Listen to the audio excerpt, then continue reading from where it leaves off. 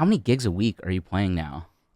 You know, I'm just doing this band full time, but there was a point about 2 years ago, a year ago, where I was playing, you know, in five different bands and doing this and touring. So, you get home from the road on Sunday, go play brunch, then we'd go to Jinx and play, and then I'd go back to the Mercury and play with a different band, and then play Tuesday, Wednesday, Thursday, back out on the road Friday, Saturday, Sunday, repeat the process.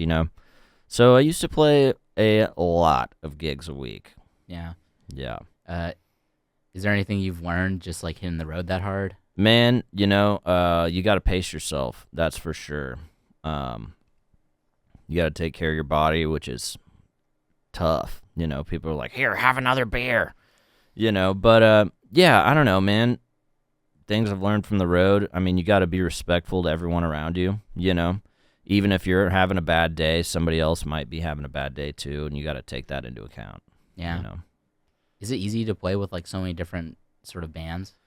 Yeah, I mean, that goes back to the like musician thing, and if you know music theory and how the chords work together and the Nashville number system, right? Which is, I'll explain it very, very fast. Yeah. You have do, re, mi, fa, sol, la, ti, do. Are you familiar? Yeah. Sound of Music, anybody? Well, that is 8 notes. If you number those, 1, 2, 3, 4, 5, 6, 7, 8, each one of them has a chord attached to it and a different chord quality, whether that being major or minor or, whatever. And so a lot of the ways that we communicate on stage, especially if you're playing with a group that you don't know the songs, someone will be like, okay, this is a 1, 4, 5, and then the bridge is a 6, 2, 5 or whatever, and then that theory in your head and you know what chords to play, so it kind of makes it a little bit easier as far as, you don't necessarily have to go and learn someone's whole catalog to go play a gig with them. If they know that number system and you know it, then you can communicate easier on stage. Yeah. But for your own band now, how long have you guys been playing together? This current lineup has been together probably about 3 years. Yeah. And it just kind of started off with a weekly gig, for fun, and we were just messing around, really. But yeah, then we started touring, and it's evolved into this whole thing, and now we have a whole team of people working with us, and it's really blossomed into a unique situation. Yeah. This is sort of the band that was with the brunch since the beginning. Yeah. And I mean, people get other gigs and come back or whatever, you know what I mean? They're all the homies, so the lineup kind of changes from time to time, but the core's there. Is the Bluegrass Brunch still something that you're doing like every week? No, we're on the road a lot, so it's hard to get back, but we always try and make it back for brunch. If it's a 4-hour drive or something, we'll hit 2 the night before and 2 the day of and call it good. But unfortunately, it is hard to get back if we're, 1,000 miles away and all that. Yeah. What do the tour dates look like in the next year? They're looking crazy. They're looking very, very crazy. I don't know exactly how many shows we did this year, but we've just been all over the place. We went to the UK this year. We went to France last year. We New York City, you know what I mean? Just Colorado, Florida. We were in Florida last week in Orlando. Yeah, so next year's gonna be even crazier, I hope. Yeah.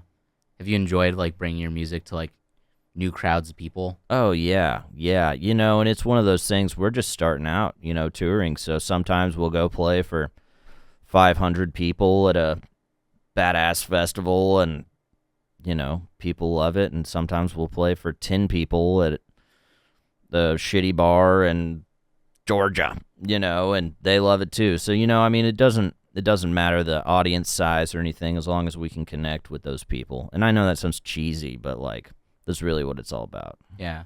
Do you guys do a lot of like improvising during your set? We do. Yeah, we've actually never had a rehearsal, which is kind of crazy saying it out loud, but you know, going back to the music theory thing, as long as you can communicate on stage with your homies in an efficient manner, then it makes it easier, you know. Yeah. So Yeah, I feel like there's a huge overlap between like bluegrass fans, jazz fans, and like deadheads, oh yeah. for like that kind of love of improvisational like music. Yeah, totally, man. And you know, I mean, I don't know. I think that being able to play music is a gift, you know, and you gotta let your freak flag fly, if you will, on occasion, and that's part of the fun of it. Yeah. You know, improvising and coming up with stuff on the fly. Sometimes it crashes and burns, sometimes it doesn't, and it's the funnest thing in the world, you know. But either way, it's all good. Yeah. Could you share like a story of maybe something going wrong? Oh God, dude. Um,